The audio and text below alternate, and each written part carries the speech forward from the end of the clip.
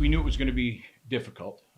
Minnesota State, as we all know, is as good a college hockey team as there is out there, and they've been the top team in our league. And so for us to go up there and be in two competitive games with them for our group was important.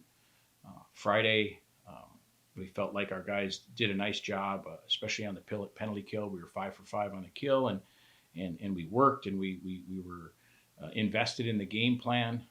We knew we were going to have to defend against their group, and we knew that their coaches were going to have their attention. They had just gotten swept by St. Cloud and played well enough to win, but gotten swept, and they hadn't been swept in close to 5 years. So we knew that they were going to be ready to play, especially at home after getting swept. We had a nice power play goal there late to tie it up, and unfortunately, and we did a great job on the penalty kill in overtime that Friday night. And unfortunately, we weren't able to get any momentum after the kill because they scored not too soon after. But we got a point that first night, so the guys felt good about that, and then we had to, regroup and come back the next night. And we probably didn't play as well. We defended hard. Our penalty kill did a nice job. We just weren't able to get to the offense as much. That had a lot to do with Minnesota State, but we really did defend well. And even though the shots were a little one-sided, we didn't feel like the grade A opportunities were terrible. And so we're happy with how hard our guys defended, knowing that too we went up there with a very short roster. Everybody who was healthy had played that weekend, and we didn't have any guys sitting out that were able to jump in on the Saturday night because everybody else was not on the trip. So all in all, there were some positives from the weekend for sure in how the penalty kill did and how hard we defended. Other than that, we know we're just going to continue to work. We saw some positives, and there's some things that we felt like after watching both games back, if we can do some things, some little things a little bit better, that'll allow us to big picture be a lot better. So try to take the positives out of that weekend and get ready for Michigan Tech. Speaking of having that smaller roster, saw Stover in the post both nights. Is that something we're going to see again this weekend, or are we possibly seeing Rose? That wasn't the plan going in. Zach Rose was supposed to start on Friday.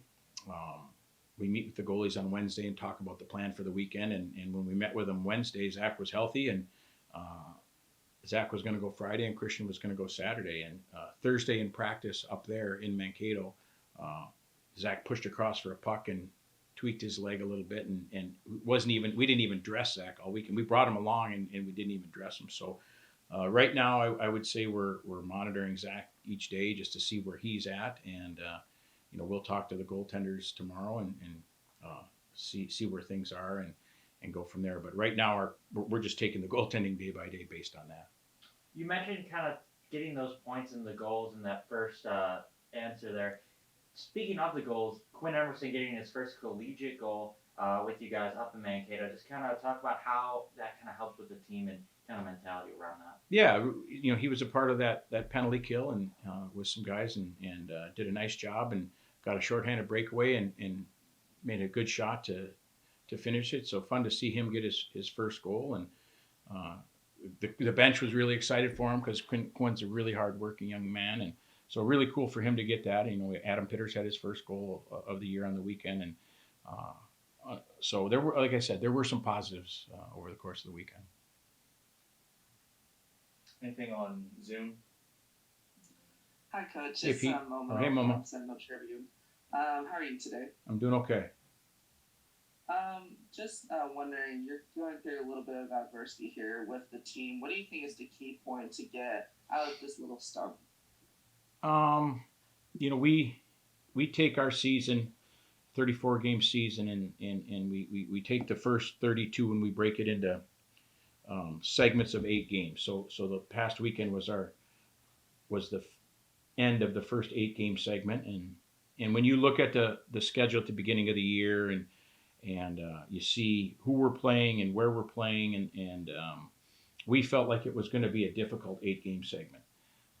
Obviously, from a result standpoint, it was. We started off good, got 4 of 6 points up at Northern Michigan. The next weekend, we win at Michigan State. Then they beat us here the night before, if you remember the game, it was 1-1 late, and we unfortunately got a 5-minute major penalty and weren't able to kill it off, and Michigan State went on and won. And then we had a difficult weekend against Western Michigan, and then last weekend there were definitely more positives against a really good team. So you're right, there is adversity, and we're trying to get healthy first and foremost. That will help us moving forward. We're focusing on some things that we can correct. We've tweaked the lines a little bit and tweaked some system stuff, but the biggest part is we're not able to have healthy competition and practice the way we want to practice when we're so short on bodies. When we've got so many guys sitting out of practice, it's really hard to work on some things consistently when you don't have certain players. So the important thing is, in talking with the players and talking with our older guys, they still feel good about themselves. They feel good about the group. Now, individually, there's some guys that want to play better and are not happy with where they're at individually, but they've told us that they feel good about the group. And we've had some honest conversations with them about, are there things we can do better? What do we think? And right now we just have to focus on this weekend, and it's a big CCHA series with Michigan Tech, and it's important that come Friday night at 7:00 we're ready to go, because Michigan Tech's going to come down here and be really excited to play. So our focus, yesterday at practice was to try to get better, and we got Ethan Scardina practiced and Brett Foe practiced, so that was 2 more bodies that we were able to get out there and practicing, which is good. And then we did the same thing again today. So we have to stick together during this adversity. We have to work on some things that we've identified that we believe we can improve on, and then just keep going.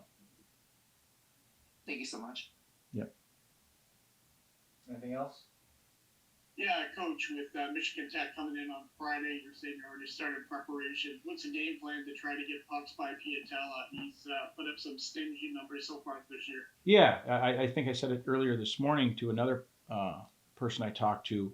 He was a second-team All-League goalie last year, and he's a very good goalie.